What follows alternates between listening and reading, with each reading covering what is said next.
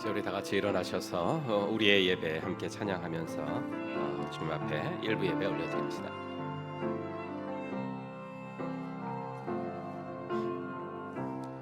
이 시간 우리 예배는 목마른 마음 그대로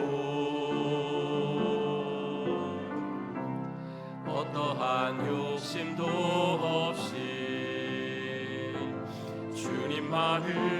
주님만을 바라네. 이 시간 우리 예배는 찢어진 마음 그대로 기쁘게 받으실 주님만을 바라네. 오 주님 내 구주 내 소망 또 나의 위로 내 고백 모든 영광 주님께만 드려요. 오 주님 내 구주 내 소망도 나의 위로 내 고백 모든 영광 주님께만 드려요. 사도신경으로 우리의 신앙 고백합니다. 전능하사 천지를 만드신 하나님 아버지를 내가 믿사오며 그 외아들 우리 주 예수 그리스도를 믿사오니 이는 성령으로 잉태하사 동정녀 마리아에게 나시고 본디오 빌라도에게 고난을 받으사 십자가에 못 박혀 죽으시고 장사한 지 사흘 만에 죽은 자 가운데서 다시 살아나시며 하늘에 오르사 전능하신 하나님 우편에 앉아 계시다가 저리로서 산자와 죽은 자를 심판하러 오시리라. 성령을 믿사오며 거룩한 공회와 성도가 서로 교통하는 것과 죄를 사하여 주시는 것과 몸이 다시 사는 것과 영원히 사는 것을 믿사옵나이다. 아멘.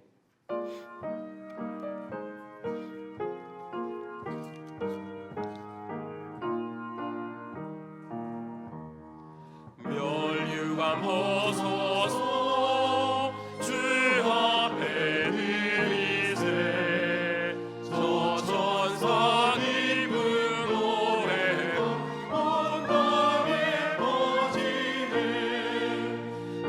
영원하게 여서 주 찬송하여라. 온 백성들을 속하신 만왕의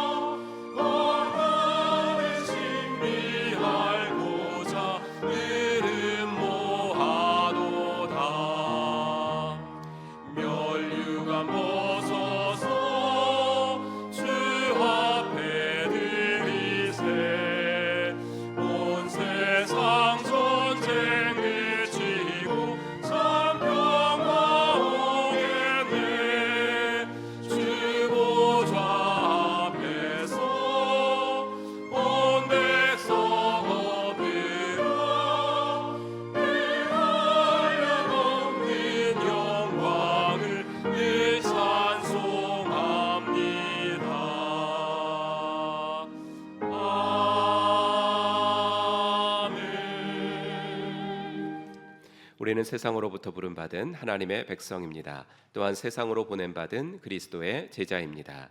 하나님을 기쁘게 찬양하는 예배자가 됩시다. 이웃을 열심히 구원하는 복음의 증인이 됩시다. 배움을 통해 그리스도를 본받는 성숙한 성도가 됩시다. 한몸된 교제를 나누는 건강한 지체가 됩시다. 아낌없이 사랑을 실천하는 봉사자가 됩시다. 그리하여 우리 모두 하나님을 영화롭게 하는 성령 충만한 공동체가 됩시다. 아멘. 자리에 앉으시고 기쁜 목자 한광동 목자님 기도 인도하시겠습니다. 우리의 참 소망이시고 능력이 되시는 좋으신 아버지 하나님, 무더운 여름철의 뜨거운 햇살 속에도 성령의 단비로 우리의 영혼을 시원하게 하시고 주님의 은혜와 사랑 가운데 머물게 하시니 감사와 영광을 드립니다. 아멘. 거룩한 주일날 말씀을 사모하여 예배의 자리로 불러주신 은혜에 감사드립니다. 지난 한 주간의 삶을 돌아보니 성령 하나님의 뜻대로 살아가지 못한 모습도 있고 믿는 자로 그리스도의 향기를 내지 못한 적도 있음을 고백합니다. 예배를 통해 상한 심령이 회복되게 하시고 다가오는 한 주를 세상 속에서 넉넉히 이기며 믿음으로 지켜낼 수 있는 힘과 능력을 더하여 주옵소서. 아멘. 이 시간 마음의 문을 열고 온전히 주님께만 집중하여 찬양과 경배를 드리오니 성령님의 뜨거운 임재하심을 경험하는 귀한 예배의 시간이 되게 하옵소서. 아멘. 주님, 우리 행복한 교회가 신약교회의 회복과 성령적 원형교회를 꿈꾸며 영혼 구원하여 제자 삼는 사역에 온 성도가 한 마음으로 동참하길 간절히 기도합니다. 아멘. 담임 목사님의 아낌없는 헌신과 섬김을 본받아 세워진 모든 목자 목녀들이 같은 비전을 바라보며 달려가게 하시고 기도의 무릎으로 사역하게 하시고 늘 성령으로 충만케 하셔서 목장 사역에 지치지 않도록 새 힘과 능력을 더하여 주옵소서. 아멘. 각 주일학교 여름 수련회를 위해 기도합니다. 유아부부터 유초등부, 청소년부, 싱글초원까지 무더위 속에서도 수련회를 준비하는 교육자들과 교사들에게 성령의 지혜와 건강을 더하여 주시고 참석하는 모든 자녀들이 인격적으로 주님을 만나는 귀한 시간이 되게 하옵소서. 아멘. 더불어 오늘 2부 예배 중에 있을 청소년부 목자 임명식을 위해 기도합니다. 예수님의 마음을 품고 또래 친구들을 섬기며 목양하는 귀한 사명을 맡게 되었습니다. 이들이 세상의 유혹 속에도 믿음을 지켜내고 학교와 교회에서 선한 영향력을 끼치는 청소년 목자들이 되게 하옵소서. 아멘. 주님의 시선이 머무는 곳에 우리의 시선도 머물기를 원합니다. 땅끝까지 이르러 내 증인이 되리라 하신 주님의 지상 명령을 따라 우리에게도 한 영혼을 소중함을 깨닫게 하옵소서. 아멘. 품고 있는 VIP들에게 간절한 마음으로 복음을 전하게 하시고 그들이 주님께로 돌아오는 날까지 낙심하지 않고 주님의 사랑을 끝까지 흘려보내게 하옵소서. 아멘. 나라와 민족과 열방을 위해 기도합니다. 이 땅을 긍휼히 여겨 주옵소서. 나라의 위정자들이 하나님을 두려워하고 믿음의 성도들의 기도로 이 나라가 공의롭고 바르게 세워지게 하옵소서. 아멘. 지금 이 순간에도 언어와 생활 환경이 다른 척박하고 낯선 땅에서 묵묵히 복음의 씨앗을 뿌리고 계시는 선교사님들의 사역과 가정을 지켜주시고 아멘. 멸방이 하나님께 돌아오는 그날까지 우리 행복한 교회 모든 성도들도 기도의 동역자로 든든히 서게 하옵소서. 아멘.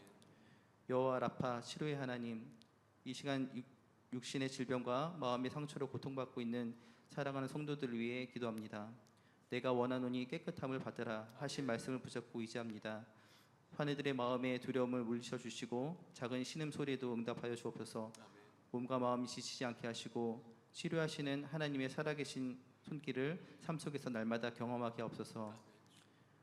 이 시간 생명의 말씀을 선포하시는 담임 목사님을 위해 기도합니다. 성령님께서 임재하시어 선포되는 말씀 가운데 하늘의 권능과 위로가 가득하게 하옵소서. 듣는 우리들의 마음밭이 옥도가 되어 은혜와 능력이 충만하게 채워지는 축복의 시간이 되게 하옵소서. 아멘. 예배의 모든 시간을 주님께 위탁하오며 우리를 구원하신 예수님의 이름으로 기도드립니다. 아멘.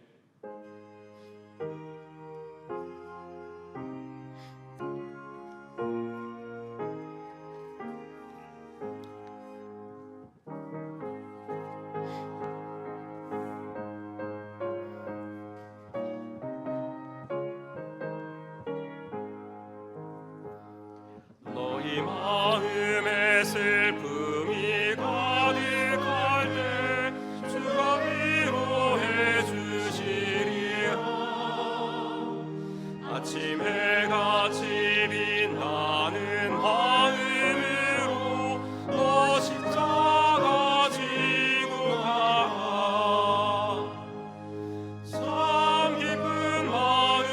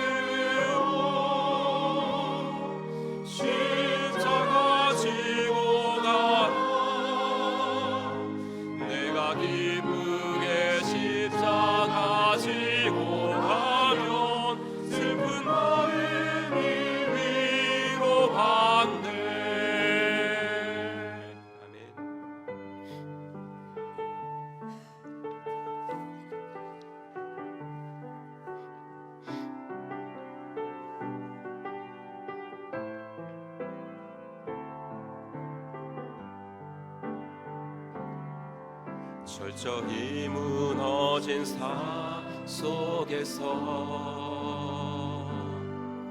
하나님 나에게 역사하시고 믿음의 시선을 허락하사 주를 주목하게 하시네. 때로는 견디기 힘들 때도 하나님 언제나 함께 하시며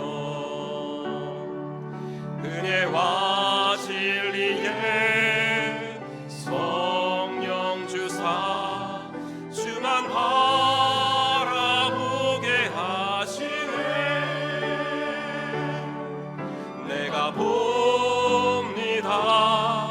영원한 주를 봅니다. 귀로 만들었으나 이제 봅니다. 내가 봅니다. 존귀한 주를 봅니다. 연약한 내 영혼이 이젠 주를 봅니다. 철저히 무너진 삶 속에서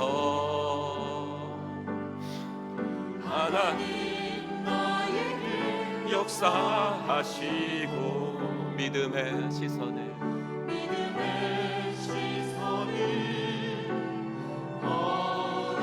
허락하사 주를 주목하게 하시네. 때로는 견디기 힘들 때도 하나님 언제나 함께 하시며 은혜와 진리에 성령 주사 주만 바라보게 하시네. 내가 봅니다. 영원한 주를 봅니다.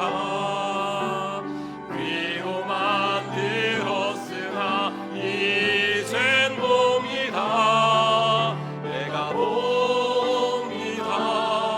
존귀한 주를 봅니다. 연약한 내 영혼이 이젠 주를 봅니다. 내가 봅니다. 내가 봅니다. 영원한 주를 봅니다. 귀로 만들었으나 이젠 봅니다. 내가 봅니다. 존귀한 주를 봅니다. 연약한 내 영혼이 이젠 주를 봅니다. 아멘. 오늘 마가복음 말씀으로 함께 보겠습니다. 신약성경 마가복음 1장 말씀으로 보도록 하겠습니다. 마가복음 1장 35절부터 39절까지 우리 스크린 보시고 함께 같이 읽겠습니다. 새벽 아직도 밝기 전에 예수께서 일어나 나가 한적한 곳으로 가사 거기서 기도하시더니 시몬과 및 그와 함께 있는 자들이 예수의 뒤를 따라가 만나서 이르되 모든 사람이 주를 찾나이다. 이르시되 우리가 다른 가까운 마을들로 가자. 거기서도 전도하리니 내가 이를 위하여 왔노라 하시고 이에 온 갈릴리에 다니시며 그들의 여러 회당에서 전도하시고 또 귀신들을 내쫓으시더라. 아멘. 우리 찬양하면서 헌금봉헌하는 시간 갖도록 하겠습니다. 우리 두 손 들고 찬양합시다.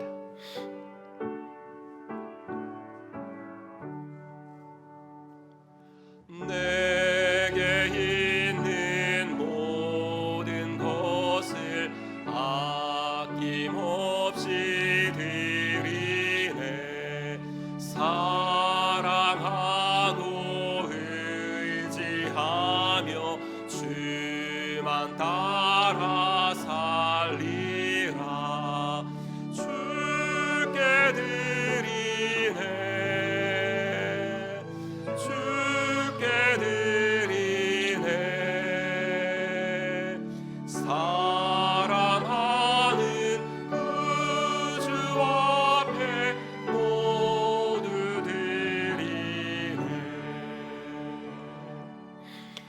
말씀을 듣기 전에 우리 VIP를 위해서 기도합시다. 우리 정진승 목자님 쇼원에 속한 25명의 우리 대신자들을 위해서, 우리 VIP들을 위해서 함께 기도하겠습니다. 하나님 아버지, 주님의 은혜와 사랑을 감사합니다. 오늘도 VIP를 위해서 기도할 수 있는 저희들의 마음과 아버지 하나님의 영혼 사랑에 아버지 하나 심령을 주시니 감사합니다. 필리핀 다스마 목장의 이수광, 박상기, 이현경님, 최현숙, 서정은님을 기억하옵소서. 볼리비아 목장의 신재국, 정유진, 김진영님, 백승진, 정소연님을 기억하시고, 태국 만나 목장의 양경훈, 김재모, 이준환님, 김수진, 권도경님을 기억하옵소서. 영국 목장의 김순례, 정진미, 권지민님, 김슬기, 김완규님을 기억하시고, 증평무 영성 목장의 이지원, 김윤희, 서정은님, 김형웅, 이채빈님을 기억하여 주시옵소서. 하나님, 우리가 이들을 위해 기도하는 동안에 이들을 섬길 기회가 열어지게 해 주셔서 여기저기서 자주 만날 수 있도록 도와주시고, 아버지 그들과 아버지 하나님 많은 대화가 아버지 이루어지게 하여 주옵소서. 하나님, 우리가 이들을 찾아가 섬길 때 아버지 하나님이여 그의 필요가 잘 보이게 해주시고, 아버지 하나님이여 그들의 마음이 열려서 기독교와 교회와 하나님과 신자들에 대한 편견이나 오해나 선입견이 있다면 사라지게 해주시고, 이들을 붙들고 있는 어둠의 영이 예수의 이름으로 떠나가고, 아버지 하나님 이들의 아버지 눈을 가리고 있는 어둠의 수건이 예수의 이름으로 벗겨지도록 하나님 인도하여 주시옵소서. 하나님, 이들이 우리를 만날수록 좋아하게 해주십시오. 아버지 하나님이여 그래서 목장 초대 응하게 하시고, 아버지 나도 믿어볼까 하는 마음이 생길 수 있도록 하나님 인도하여 주시옵소서. 아버지 하나님 목장에 아버지 하나님 올 마음이 아직 아버지 열려지지 않았다면 아버지 우리와 아버지와 밖에서라도 만나게 하시고, 아버지 하나님 그래서 그들의 아버지 육신의 필요나 아버지 하나님 영적인 필요가 채워질 수 있는 아버지 복된 아버지 하나님 우리들의 관계가 되어질 수 있도록 하나님 은혜를 더하여 주시옵소서. 오늘도 아버지 하나님이여 이들의 구원이 앞당겨질 수 있도록 하나님께서 복의 복을 더하여 주시옵소서. 하나님 아버지, 주의 은혜 감사합니다. 오늘도 아버지 귀한 주일을 허락하셔서 주님의 전에 나와 예배하고 주님을 찬양할 수 있도록 도와주셔서 감사합니다. 우리들의 눈도 아버지 열어주시옵소서. 아버지 VIP들의 눈뿐만이 아니라 우리들의 눈도 열어주셔서 귀로만 들었던 예수님을 아버지 하나님의 눈으로 볼 수 있는 은혜를 허락하여 주시옵시고, 주님의 일하심이 우리의 아버지 하나님의 삶 속에 그대로 아버지 하나님 목도되어지고 경험되어질 수 있도록 하나님 은혜 베풀어 주시옵소서. 아버지 하나님이 우리 교회가 앞으로 나아가야 되는 모든 길들 위해 주님께서 은혜를 더하시고, 아버지 특별히 아버지 가정교회 아버지 하나님이여 전국 가정교회 쓰임받고자 하나님께서 아버지 하나님 이번 11월 달에는 평세를 처음으로 개최할 수 있는 은혜도 허락하시니 감사합니다. 아버지 이 일을 위해서 이제 아버지 안에 시작하고 준비를 시작하고자 하오니 하나님께서 은혜를 더하시고, 기도하면서 우리들에게 주신 아버지 하나 이 아버지 하나님의 섬김의 기회들을 잘 감당하도록 인도하여 주시옵소서. 하나님, 앞서 기도하신 목자님의 기도가 주님의 뜻과 주님의 때에 아버지 아름답게 응답될 수 있도록 도와주시고, 특별히 우리 자녀들의 앞길을 시온의 대로를 열어주시고, 특별히 우리 청년들의 앞길을 열어주셔서 아버지 하나 그들의 학업의 문들이 열려지게 하시고, 아버지 그들의 취업의 문들이 열려질 수 있도록 하나님 인도하여 주시옵소서. 불확실성 속에 살고 있는 그들에게 마음의 평안을 주시고, 걱정하지 않게 하시고, 조급해하지 않게 하시고, 아버지 기도하며 하나님의 인도를 받는 귀한 아버지와 청년들이 되도록 하나님 인도하여 주시옵소서. 하나님, 또 주님 앞에 헌금을 드렸습니다. 이 예물이 쓰여지는 곳에 주님의 영광이 드러나게 하시고, 아버지 우리들이 가지고 있는 것 중에 주님이 주시지 않은 것은 하나도 없음을 고백하는 청지기의 심령으로 아버지 드리는 연습을 통하여 하나님이 기뻐하시는 아버지 하나님의 삶 살아가도록 인도하여 주시옵소서. 모든 것 주께 감사드리며 우리 구주 예수 그리스도의 이름으로 간절히 기도하옵나이다. 아멘. 오늘도 예배 나오신 여러분들 주의 이름으로 환영합니다. 함께 인사할까요? 하늘 복 받으세요. 인사하겠습니다. 하늘 복 받으시기 바랍니다. 하늘 복 받으시기 바랍니다. 하늘 복 받으시기 바랍니다. 우리 지통도 신약 편이 시작됐습니다. 구약을 마치고 지난주부터 신약에 들어갔는데 우리 목사님들이 그 목장에서 이분은 너무 이렇게 좀 잘하신다고 추천해 주시는 분들이 이렇게 한 분씩 계속해서 올라옵니다. 여러분들 또 간증도 계속해서 들으시고요. 또 신약 통독도 목원들과 함께 하셔서 또 묵상의 은혜 누리시기를 바랍니다. 청소년 목자 임명식 2부에 있습니다. 그동안 수고한 목자들 고은찬, 김예린, 김학염 우리 목자들 위로해 주시고 또 신임 목자들 고다은, 김도연, 이주안 세워집니다. 또 많이 격려해 주시기를 바랍니다. 주일학교 여름사역 특별헌금 계속 7, 8월 중에 드리고 있으니까 함께해 주시고요. 주일학교 여름 수련회 일정 쭉 보시고 특별히 청소년부 이제 얼마 남지 않았습니다. 7월 27일부터 시작되는데 여러분께서 함께 기도와 또 응원으로 함께해 주십시오. 13기 기도의 삶 세미나 이제 9월부터 11월 중보기도를 위한 세미나가 8월 4일부터 매주 화요일 오후 7시 30분에 4회 열립니다. 그러니까 생명의 삶 수료하신 분들은 모두 다 참여하실 수 있습니다. 제가 또 그 칼럼에도 오늘 썼으니까 여러분께서 뭐 1년 내내 하시라는 거 아니고 이제 세미나 들으시고 한 3개월 이렇게 하신 다음에 또 쉬었다가 또 다음에 또 하시고 그러면 되니까 여러분들께서 기도의 삶을 한 번 하시면 쭉 한다 이렇게 생각하지 마시고 기도의 삶 이번에 한번 수료해 보셨으면 좋겠습니다. 12기 기도의 삶은 7월 달까지라서요. 우리 그 수료식은 8월 2일에 있겠습니다. 선교 보고 금주 수요 예배는 일본 아이노모리 교회 박용정 선교사님께서 오시겠습니다. 제 동기들 중에 이제 그 TBIC에 있는 전병두 선교사님이 이제 일본에 사역하고 계시고요. 또 이제 6년 전에 이제 일본으로 간 박용정 선교사님이 이제 아이노모리 교회 섬기고 계신데 이번에 안식년차 오셨습니다. 그 수요일 날 많이 나오셔서 또 은혜 받으시기 바라고요. 49기 예수영전 모임 25일 토요일 날 오후 1시 반에 49기 예수영전 모임 있습니다. 지금 50기 새가족분을 하시는 분들은 49기를 50기 하시는 중에 49기 예수영전 모임을 하시는 것이 가장 좋습니다. 그래서 지금 50기 하시는 분들이 특별한 사정이 없으시면 다 나오시고 또 우리 기신자들 중에도 예수영전 모임 하실 분들은 우리 신청해 주시면 되겠습니다. 싱글 목장 분가식 다음 주 2부 예배 중에는 독일 목장 정지영 목자가 섬기고 있는 목장 분가식이 있습니다. 많이 축하해 주시고 응원해 주시길 바랍니다. 신임 목자는 오명근 형제님께서 이제 분가하시게 되겠습니다.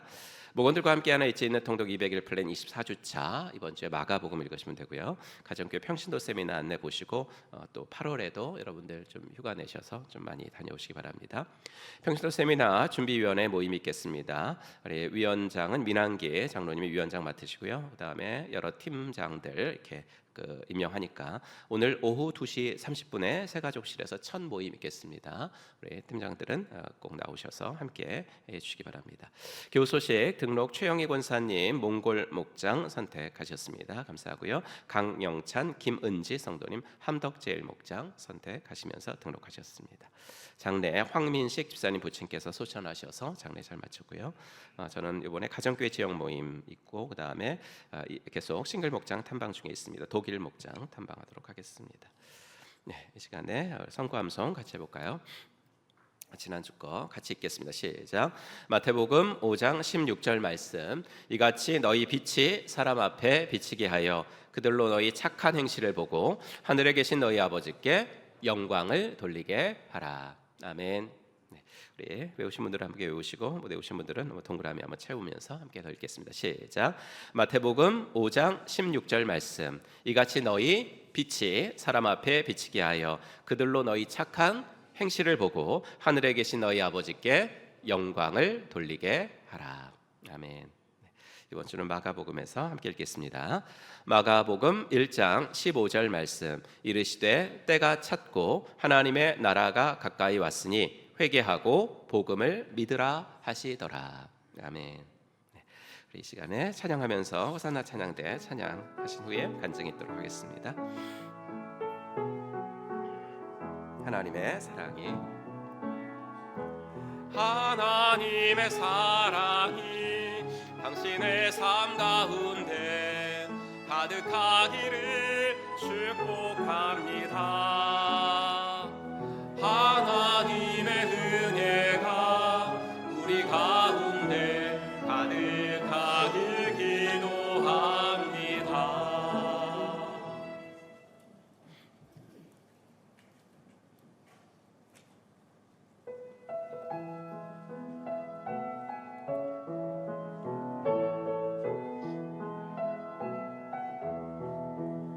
멀리 멀리 가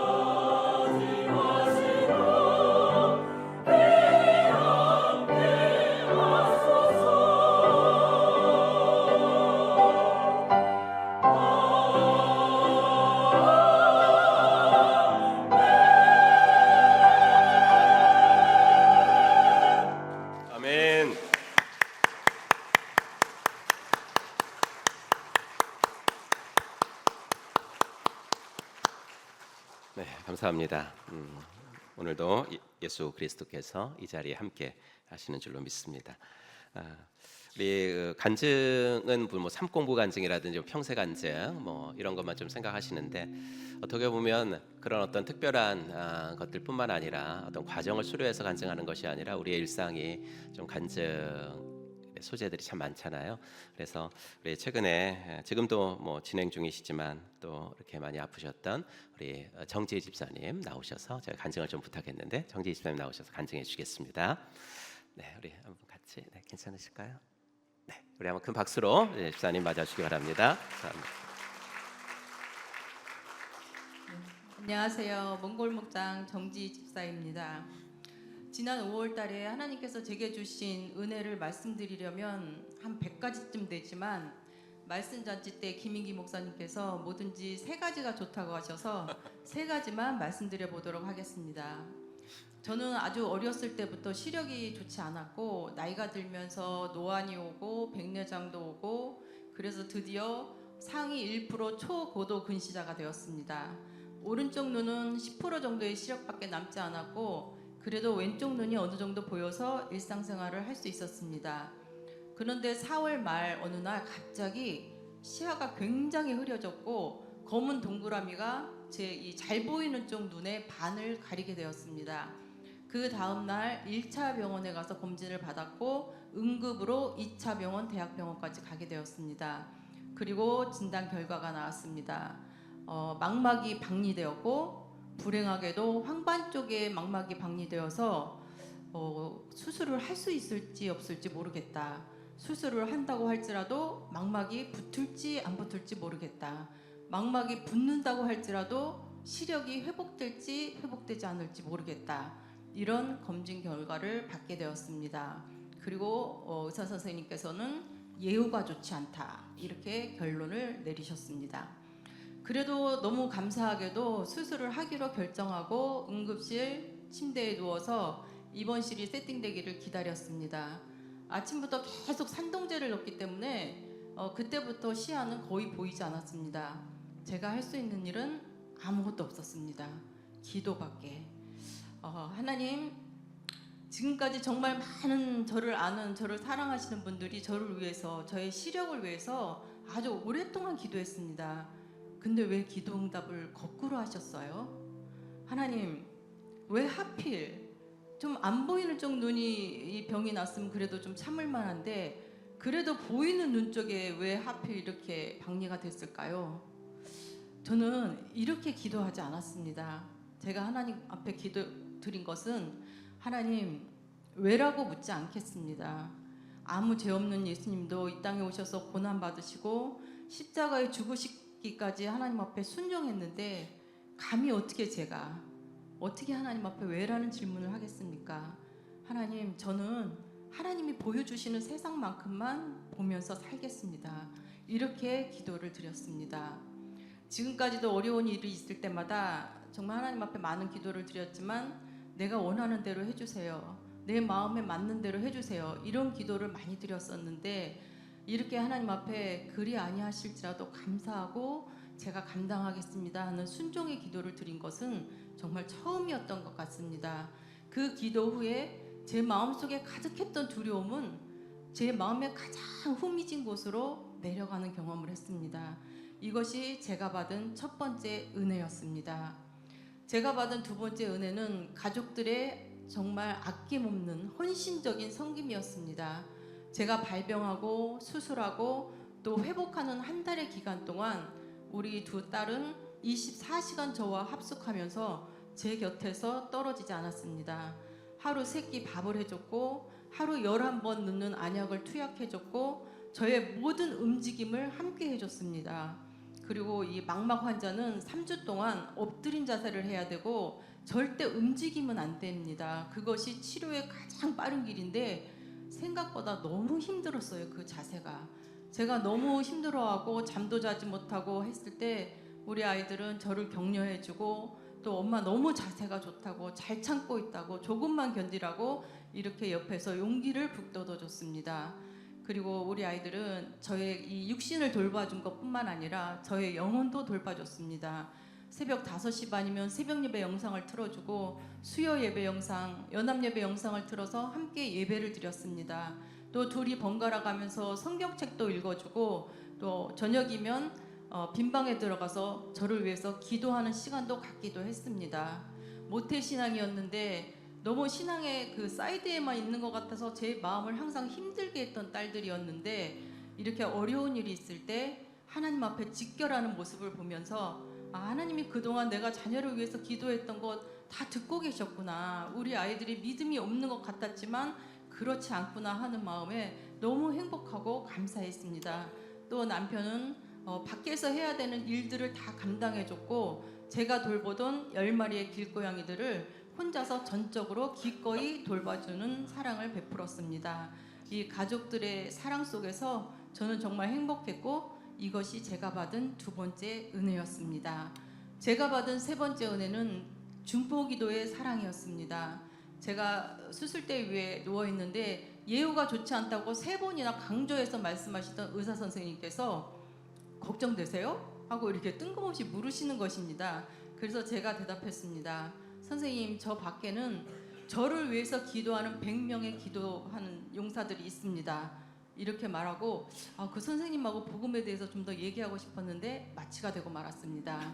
그리고 제가 깨어났을 때 우리 아이들이 엄마 전화, 카톡이나 전화에 엄마를 위해서 기도한다는 것이 넘쳐나고 있어.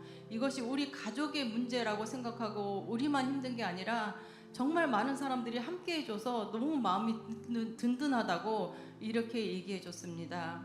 중보기도팀이 저를 위해서 기도해줬고 저보다 더 연약하신 포에버 어르신들이 저를 위해 기도하신다는 말씀을 들었습니다. 그리고 우리 몽골 목장 식구들은 그 날부터 지금까지 저녁 9시 반이면 정시기도를 시작했습니다.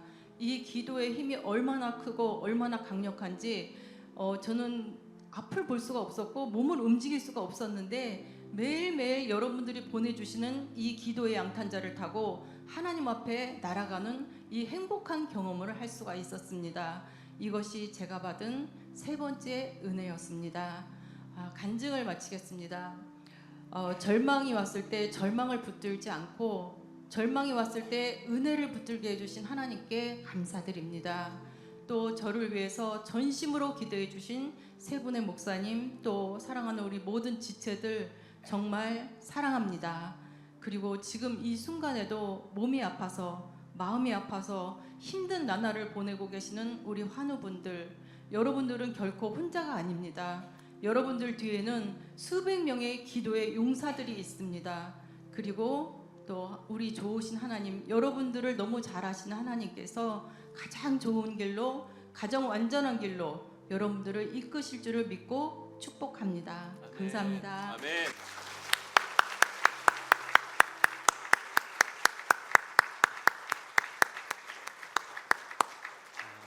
할렐루야. 감사합니다. 그래요. 그 수술하시고 그럴 때 정말 따님들은 너무나 그 병실 앞에서 많이 울고, 저도 막 눈물이 나고 그랬는데 오히려 제일 담대하셨던 분은 우리 집사님인 것 같습니다. 또 오늘 이렇게 귀한 간증으로 저희들에게 소망 주시고 은혜 주셔서 감사합니다. 우리 오늘은 광야가 에덴이 되다라는 제목으로 지난주에 마태복음 살펴봤고요. 오늘은 마가복음 묵상하도록 하겠습니다.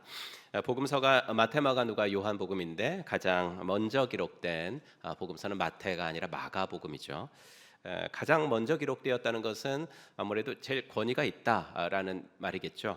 다른 복음서를 쓰신 분들, 그러니까 마태나 누가나 요한이 자기 복음서를 쓸 때 아무래도 마가복음은 이미 쓰여져 있었으니까 참고해서 썼을 가능성이 많죠. 복음서 중에서 16장으로 가장 짧고요, 그 다음에 아주 긴박한 느낌으로 기록되어 있어서 한 자리에서도 충분히 읽어낼 수 있습니다. 예수님의 탄생 같은 얘기도 다 생략되어 있어요. 아주 되게 빠른 스피드로 기록되어 있기 때문에 오직 예수님이 3년 동안 하신 일, 어떤 교훈보다는 일에 중심을 가지고 기록되어 있습니다.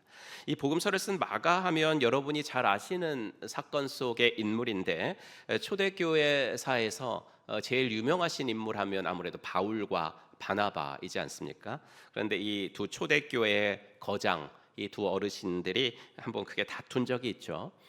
이유는 이 두 분이 처음 선교를 나갈 때 바나바가 자기 조카를 데리고 갔었는데 이 사람이 그만 중도에 포기하고 집에 가버렸습니다. 얼마나 선교팀의 분위기가 안 좋았겠습니까? 그런데 다음번 선교를 또 갈 때 바나바가 자기 조카를 또 데리고 가자고 하는 거예요. 바울은 이제 공과 사는 좀 구분하셔야지 않겠습니까? 이건 제 말이고 근데 그러지 않았겠습니까? 반대했어요. 심하게 다투었어요. 그 조카가 바로 이 마가복음 쓴 사람. 근데 그런 마가가 나중에는 어떤 사람이 됐어요? 사도 베드로의 사역을 훌륭하게 돕는 조력자이자 지원자가 됐다고요. 베드로가 로마에서 사역을 하는데 이제 로마에서 사역을 하다 보니까 헬라말을 할 줄 알아야 되는데 잘 못했나 봐요. 그러니까 마가가 통역 비서로 도와주었을 겁니다. 그래서 마가복음은 베드로가 한 말을 통역 비서로 사역한 마가가 기억도 하고 베드로 사도가 이런 말도 해주셨지 하고 메모도 하고 그러고 있다가 기록한 책일 거다라고 학자들은 전통적으로 보고 있습니다. 이제 그 일에 쓰임 받은 사람이 마가예요. 여러분, 사람을 변화시키는 하나님의 은혜가 정말 놀랍지 않습니까? 그렇죠? 선교 여행조차도 감당을 못했던 중도 포기한 사람의 시선으로 보면 실패자죠. 그런데 그런 사람을 변화시켜서 그가 기록한 글이 성경으로까지 남게 하시는 하나님의 은혜는 정말 놀랍습니다. 마가복음은 이렇게 시작합니다. 하나님의 아들 예수 그리스도 복음의 시작이라. 복음이란 단어는 지금이야 우리만 쓰는 용어예요, 솔직히. 복음 전도. 하지만 그 당시 복음은 신조어도 아니고 기독교인들만 아는 단어도 아니고 오히려 그 당시 세상에 아주 보편적인 말이었습니다. 로마 황제가 즉위할 때 이제 복음을 알리겠습니다. 그럴 때 이제 복음이라는 단어를 쓰고요. 또 황제의 아들이 태어났을 때 복음이 우리에게 왔습니다. 그러면서 황제의 아들이 태어날 때 복음이라고 쓰고, 또 이제 그 당시는 이제 전쟁이 많았잖아요. 그래서 전쟁 나갔을 때 이제 개선 장군이 돌아오면서 우리 승리했습니다라고 했을 때 복음입니다 이렇게 외쳤던, 헬라 말로는 유앙겔리온이라는 뜻이거든요. 근데 마가는 이 복음이라는 단어를 예수님에게 사용하고 있는 거예요. 예수 그리스도의 복음 이랬잖아요. 예수님께서 가져오신 기쁜 소식이란 말이죠.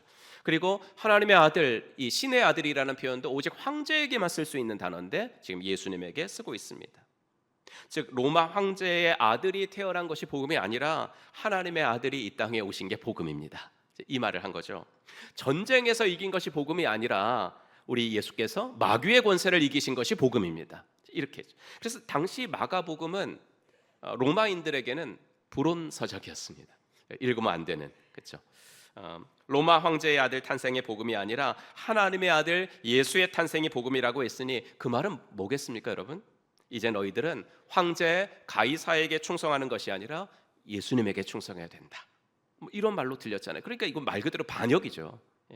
그러니 로마인들에게 있어서 마가복음은 그냥 첫 줄만 읽어봐도 이거 불온서적이야, 이건 읽으면 안 돼라는 책이었어요.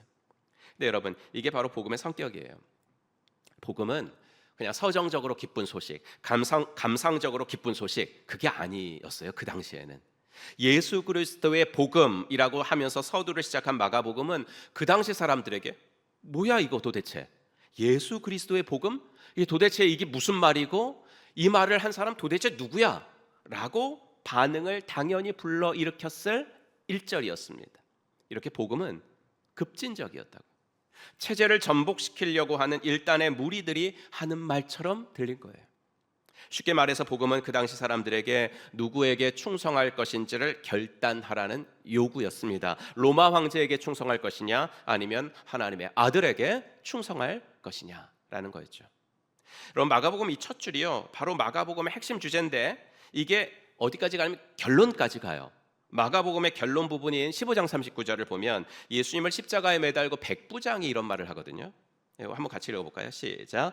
예수를 마주보고 서 있는 백부장이 예수께서 이와 같이 숨을 거두시는 것을 보고서 말하였다. 참으로 이분은 하나님의 아들이셨다.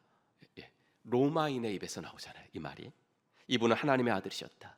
우리가 복음으로 오신 그분을 죽였다. 로마가 승리한 것이 아니라 로마는 이제 하나님의 아들을 죽임으로써 점점 침몰해가고 있는구나.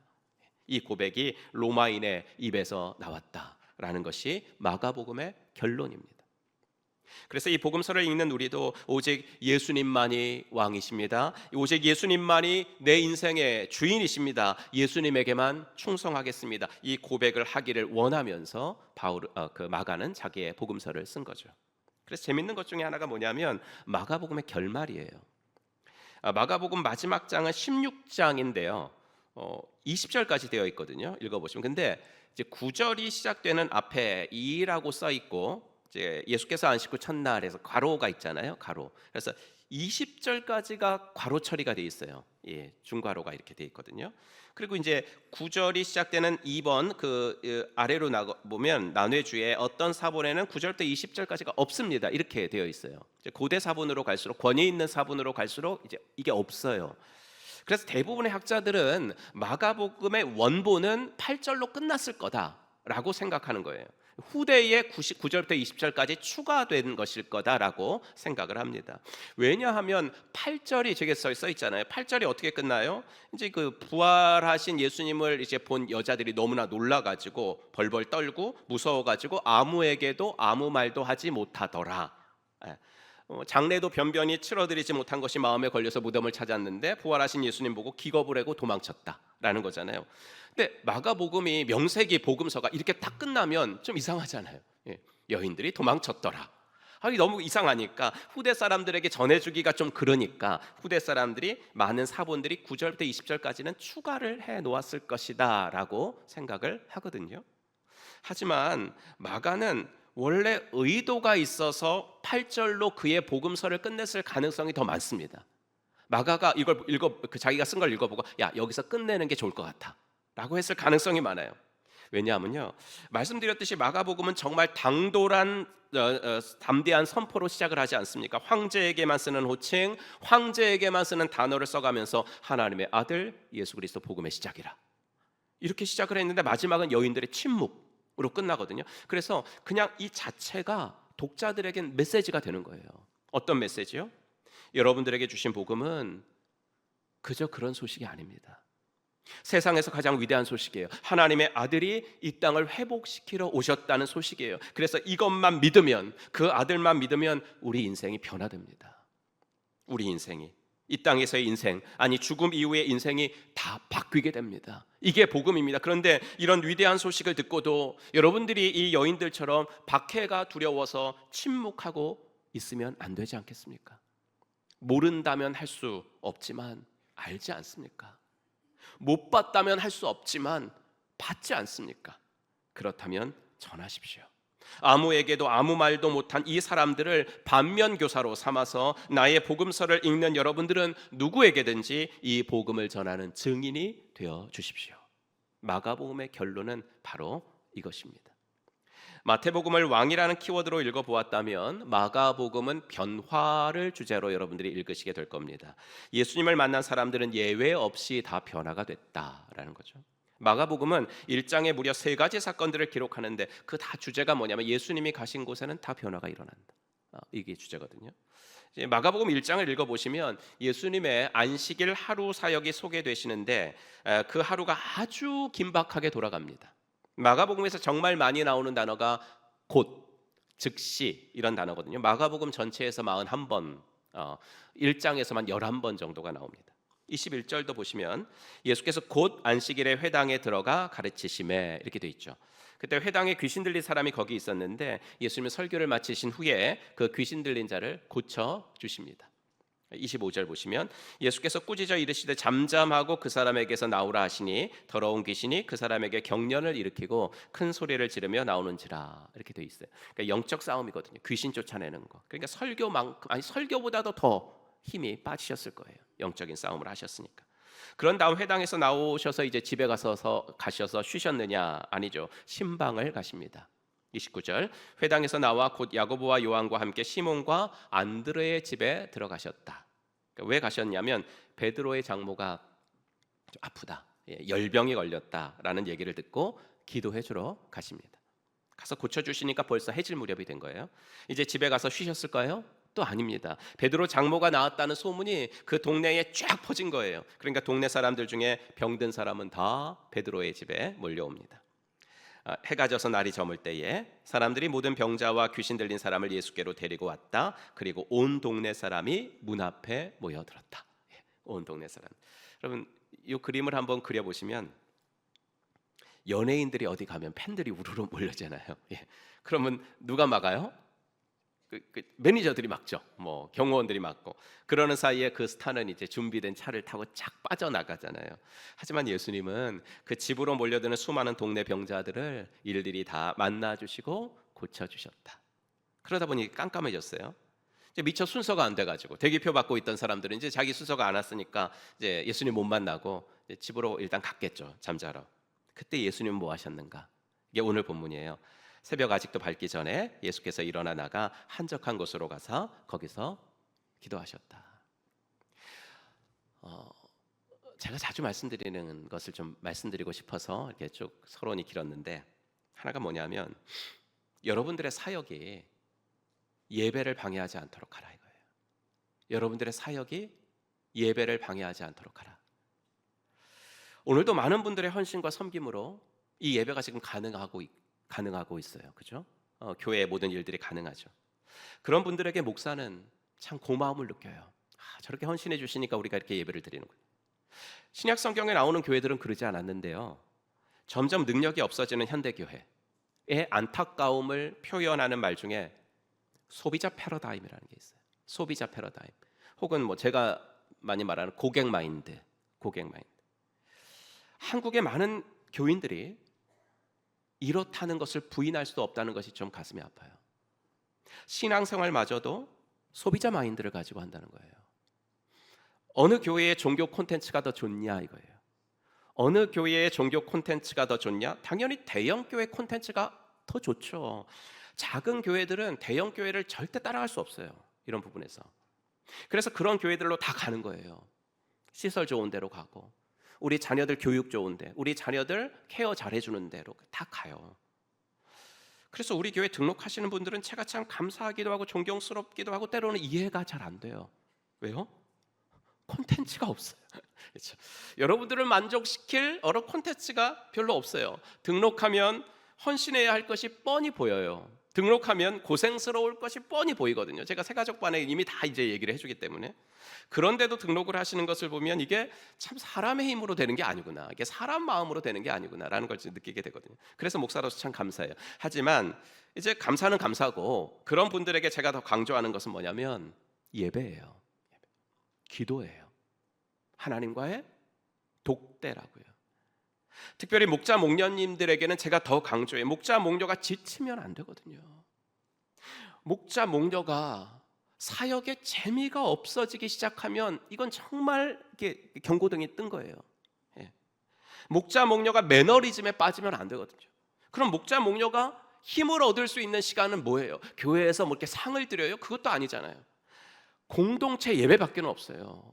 목자 목녀가 힘을 얻을 수 있는 길은 주일 예배 때 하나님이 내게 주시는 말씀을 들어야 되는 거예요. 내게 주시는 말씀. 이게 없으면 사역이 힘들어질 수밖에 없어요.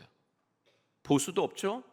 남이 알아주지도 않죠. 거기다가 열매까지 없잖아요. 그러면 당연히 지치죠. 사람이라면 번아웃이 되는 건 당연한 거예요. 그러니 목자 목녀님들은, 그리고 꼭 목자 목녀가 아니더라도 교회에서 뭐래도 하나 사역하시는 분들은 주일 예배에 생명을 거시기를 주의 이름으로 축원합니다. 오늘 내가 이 예배에서 주님을 만나리라 이거죠. 내게 주시는 음성을 들으리라. 어떻게든 여러분들에게 도움되는 말씀으로 준비하려고 저는 나름대로 최선을 다합니다. 최선을 다하고 있으니까 여러분들도 최선을 다해 주셔야 됩니다. 사역에 최선을 다하시기 전에 예배에 최선을 다해 주셔야 됩니다. 예배뿐만 아니라 예수님처럼 자신만의 한적한 곳으로 가셔야 됩니다. 거기에 여러분들이 사역할 에너지가 거기에 있습니다. 교회 사역의 에너지는 내 힘에서 나오지 않습니다. 내 경험, 내 지혜에서 나오지 않습니다. 교회 사역의 에너지는 어디에서 나오냐면 공동체, 예배와 기도의 골방에서 나오는 줄로 믿습니다. 특별히 오늘 제가 칼럼에도 썼지만 여러분 예수님이 한적한 곳을 찾아서 하나님께 기도했을 때 무슨 기도를 하셨을까요? 물론 많은 기도를 하셨겠지만 어제 밤까지 예수님 만나기를 기다리다가 못 만나고 간 사람들, 내일이면 예수님 만날 수는 있을까? 걱정하며 간 사람들, 그 사람들 위해서 기도하시지 않았을까? 저는 새벽 한적한 곳에서 기도하신 예수님은 중보기도 하셨을 거라고 생각하거든요. 잊지 마십시오. 교회 사역의 에너지는 예배와 중보기도에서 나옵니다. 하나님 내게 힘을 주세요. 이 사역 잘 감당할 힘을 주세요. 이 기도도 좋죠. 하지만 오히려 남을 위한 기도를 할 때 주님은 내가 주님의 일을 더 잘 감당할 수 있는 힘을 주실 줄로 믿습니다. 저는 여러분들이 이 경험을 하면서 예수님을 믿으시기를 주의 이름으로 축원합니다. 예수님은 이 신앙 명제를 너무나 잘 아시고 실천하신 분이시죠. 하루 온종일 사역하셨어요. 하지만 사역이 예배를 방해하지 않았다고요. 사역이 하나님과의 교제를 방해하지 않도록 그 새벽에 다시 하나님과의 독대를 위해서 예수님만의 골방인 한적한 곳으로 가셨다라는 것입니다. 예배와 사역, 기도와 사역, 무엇이 먼저인지 예수님은 가르쳐 주신 겁니다. 예수님은 아무리 중요한 일도 하나님과의 교제보다 앞서지 않도록 자신의 하루 일과를 조정하신 분이십니다. 요새 장례가 하도 많이 나가지고 성도님들이 목사님 바빠서 어떡하냐고, 그다음에 제 건강도 염려해 주시지만 여러분 그렇죠. 제가 아무리 바빠도요 예수님한테 명함도 못 내밀어요. 그렇죠. 예수님의 지금 하루 사역만 이렇게 해놓은 거예요. 마가복음 1장에 예수님의 하루 사역이 어땠는지 명함도 못 내밀 정도예요. 하나님의 아들로 오신 분, 로마 황제도 무릎 꿇어야 하는 만왕의 왕이신 예수님. 그런데 예수님은 섬김받을 생각은 전혀 하지 않으시고 계속해서 섬기시잖아요. 회당 가서는 말씀으로 섬기시고요. 베드로 장모한테는 병을 고쳐주시면서 섬기시고, 한적한 곳에 가서는 기도로 섬겨주시고.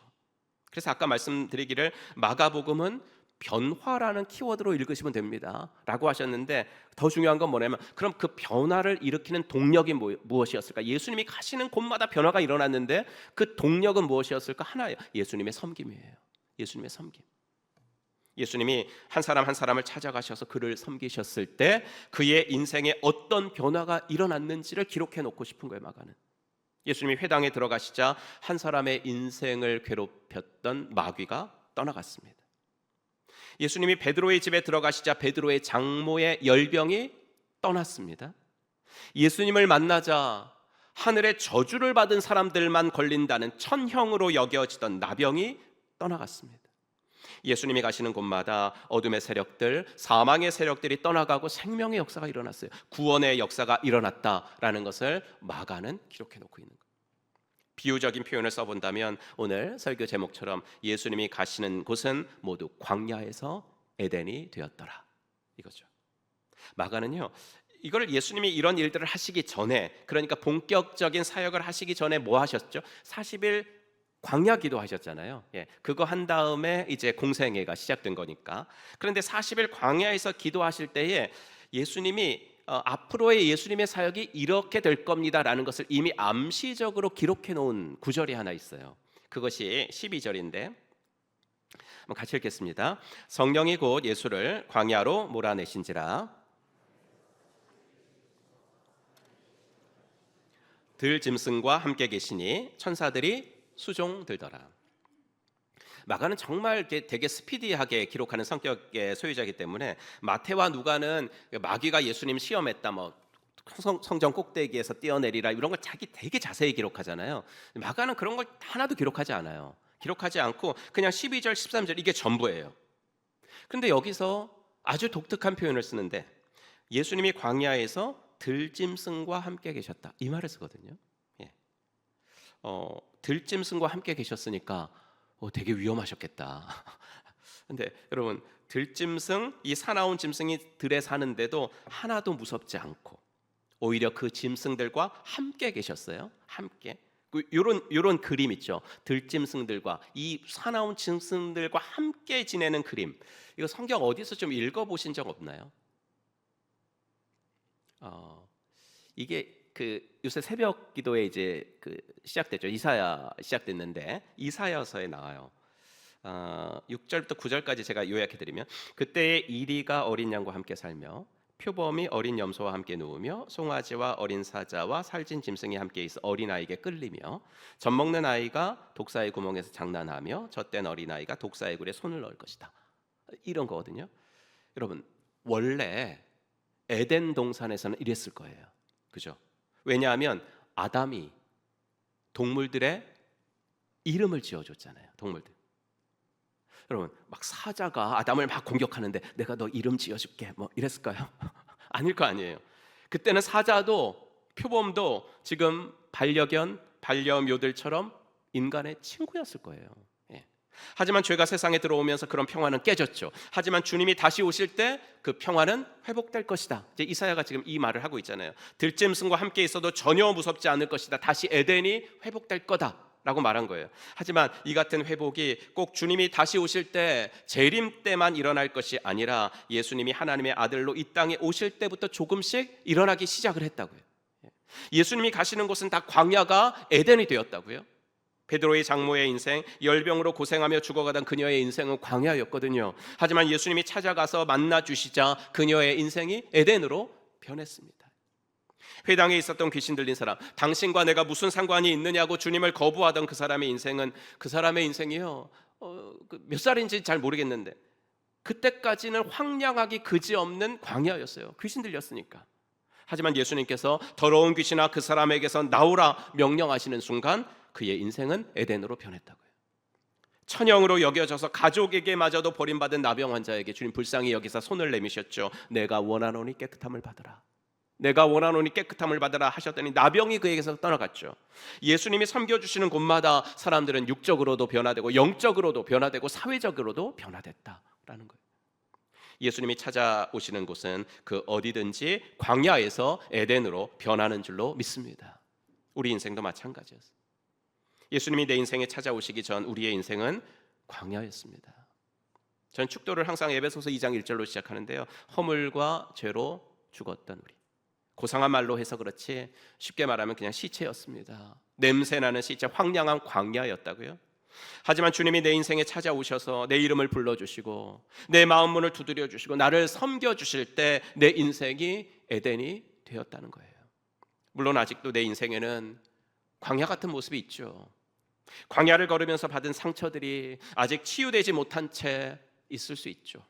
지난주 말씀드린 대로 공사 중이어서 남에게 불편을 많이 주기도 하는 광야일 수도 있고요. 또는 내가 어찌할 수 없는 불가항력적인 일들이 일어나요. 우리 오늘 정 집사님도 그런 간증을 하셨지만 내가 어찌할 수 없는 불가항력적인 일들이 나의 삶을 때로는 광야로 만들어 버릴 수도 있어요. 하지만 주님은 계속해서 내 삶을 다스려 나가실 거고 주님은 계속 나를 섬겨주실 것이거든요. 그러면 나도 그 주님께 붙어 있으려고 애쓰면 그 부분마저도 점점 에덴으로 바뀔 거예요. 그리고 나도 주님을 닮아서 내가 가는 곳에 치유의 역사가 일어나게 되는 거죠. 그러면 이건 되게 유명한 말이죠. 기독교에서 The Wounded Healer라는 상처 입은 치유자, 상처 입은 치유자. 많이 들어보신 말일 거예요. 최 목사님이 하신 말씀처럼 교회는 병원입니다. 아픈 사람이 오는 곳이 교회입니다. 몸이 아픈 사람, 마음이 아픈 사람이 치료의 하나님을 기대하며 오는 것이 교회죠. 주님은 그런 우리를 외면치 않으십니다. 주님의 못 박힌 손이 내 깨어진 틈새를 어루만져 주십니다. 그럴 때 나의 상처가 조금씩 아물어집니다. 고통과 통증이 조금씩 옅어집니다. 그래서 어느 순간에는 타인의 상처를 보듬어주고 그 사람의 눈물을 닦아줄 수도 있는 사람이 됩니다. 물론 많은 시간이 필요합니다. 그러니 주님 앞에서 조급하실 필요도 없고 죄스러워하실 필요도 없습니다. 이게 바로 교회는 치료를 넘어서서 치유하는 곳이 된다는 말입니다. 여러분 치유와 치료는 약간 좀 다릅니다. 치유는 치료를 넘어서서 회복이 되는 것을 치유라고 합니다. 원래 있어야 할 자리로 돌아가는 것까지입니다. 우리가 원래 있어야 할 자리는 어디냐면 예수님처럼 섬기는 사람이 되는 것이 우리가 있어야 할 자리입니다. 내가 만나는 사람, 내가 가는 곳이 나의 섬김으로 에덴으로 변하게 하는 그 자리, 내가 그 자리로 가는 것, 그것이 바로 여러분과 제가 나아가야 할 방향인 줄로 믿습니다. 여러분 예수님이 베드로 장모의 열병을 고쳐주셨을 때 병이 낫자 그녀의 반응을 마가가 이렇게 기록해 놓았습니다.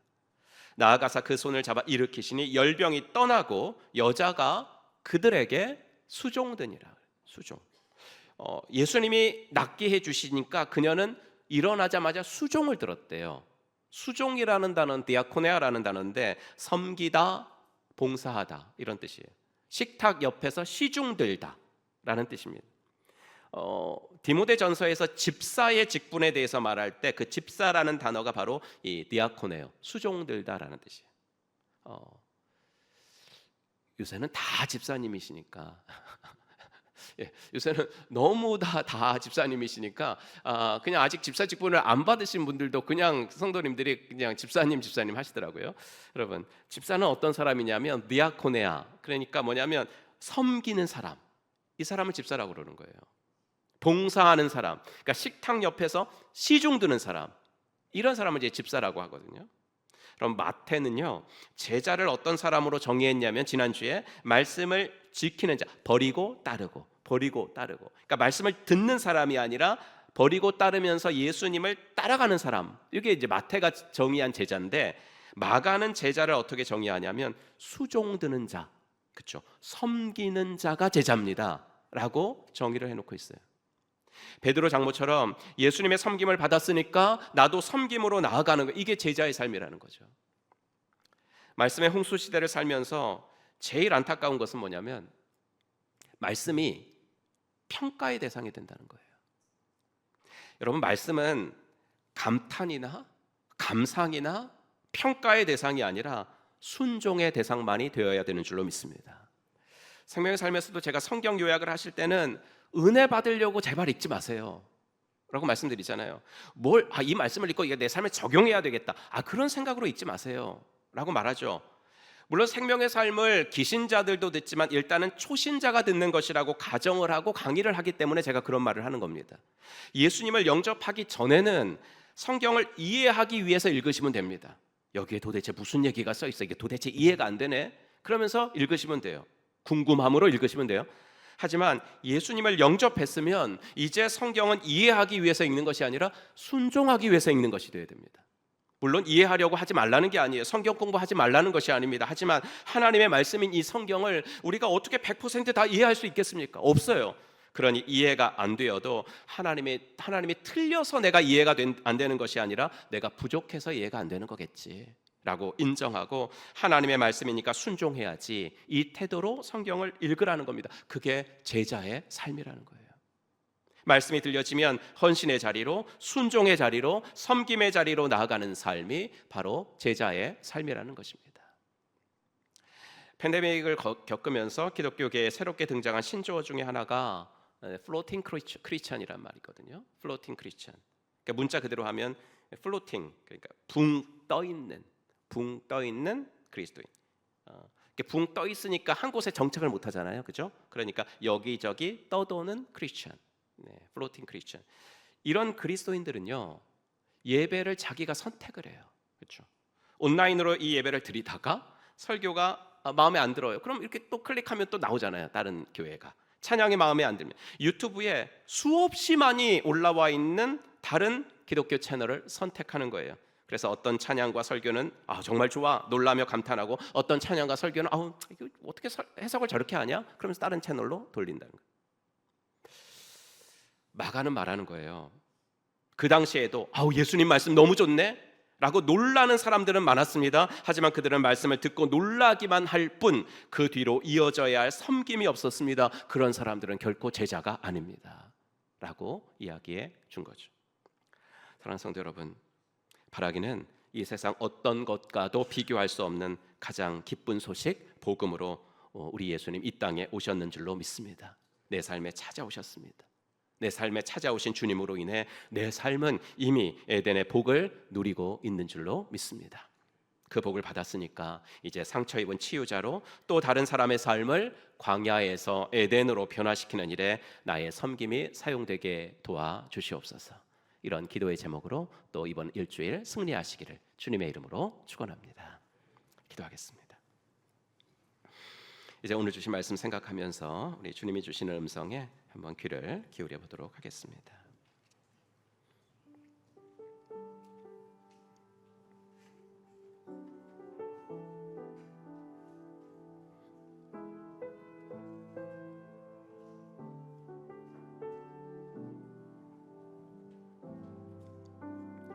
지금 나의 삶이 광야라고 생각하는 분들이 계시겠죠.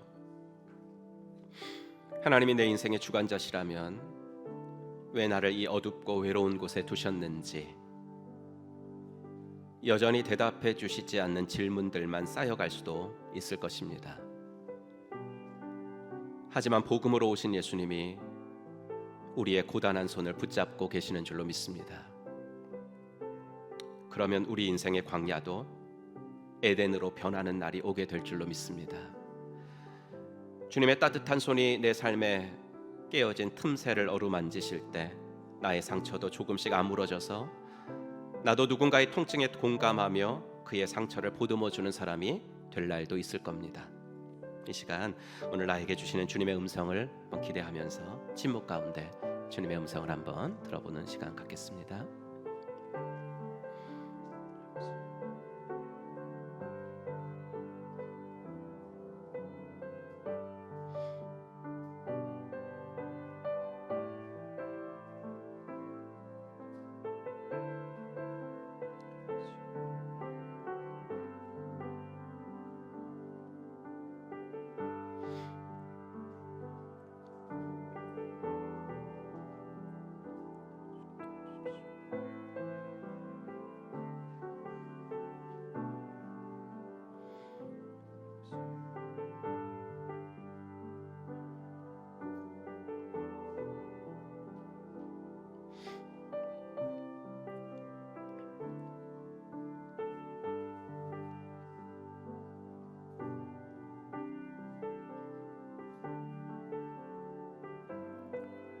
이 시간에 우리 한번 이제는 소리를 내서 한번 기도해 볼까요?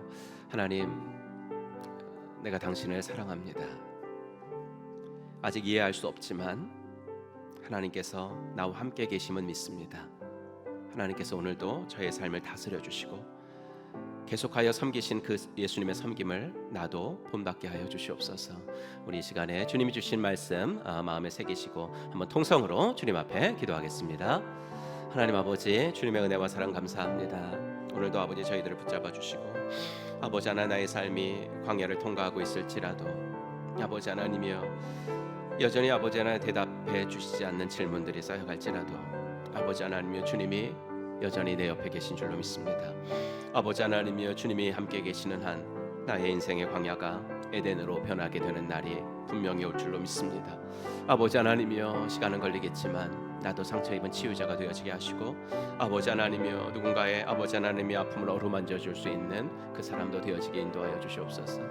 아버지 하나님이여 하나님의 아버지 하나님이여 큰 그림을 기억하게 하시고 아버지 하나 바라보게 하시고 아버지 하나님이여 예수님이 가신 곳에 아버지 하나님이여 예수님의 섬김의 아버지 하나 손길과 발길이 닿는 곳에 아버지 하나 변화가 일어났듯이 나도 그러한 아버지 하나님의 사람들로 아버지 하나님이여 세워져 갈 수 있도록 하나님 은혜를 더하여 주시기를 간절히 원하고 소원합니다. 아버지 하나님께서 은혜를 더하시옵소서. 아버지 하나 예수님처럼 아버지 하나님이여 주님을 만나는 아버지 하나 시간들을 확보할 수 있도록 도와주시고 주여 아버지 하나 예수님처럼 아버지 하나님이여 하나님과의 독대의 시간들을 아버지 하나 기뻐할 수 있게 인도하여 주시옵소서. 우리들의 사역이 아버지 하나 예배를 방해하지 않도록 도와주시고 아버지 하나님이여 주님께 온전히 아버지 하나님이여 나아가는 저희들 되어지도록 하나님께서 은혜 베풀어 주시옵소서. 하나님 아버지 주의 은혜 감사합니다. 아버지 하나 마가복음 통독을 시작하려고 합니다.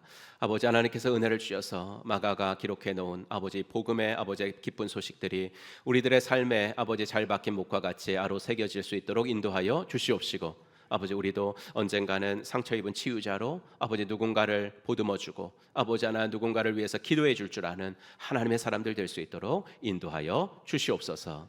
모든 것 주께 감사드리며 우리 구주 예수 그리스도의 이름으로 간절히 기도하옵나이다. 아멘. 우리 다 같이 일어나셔서 결단 찬양 하나님께 올려드리겠습니다. 찬양 드리시면서 주님 앞에 또 헌신하실 분들 앞으로 나오시기 바랍니다.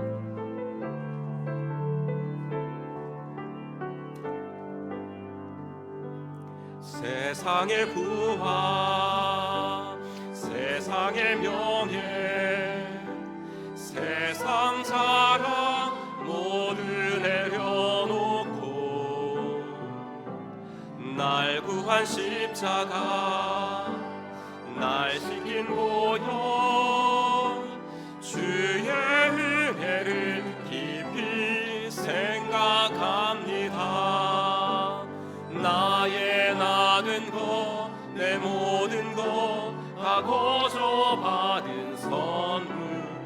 내 삶을 은혜로 가득 채워주셨네.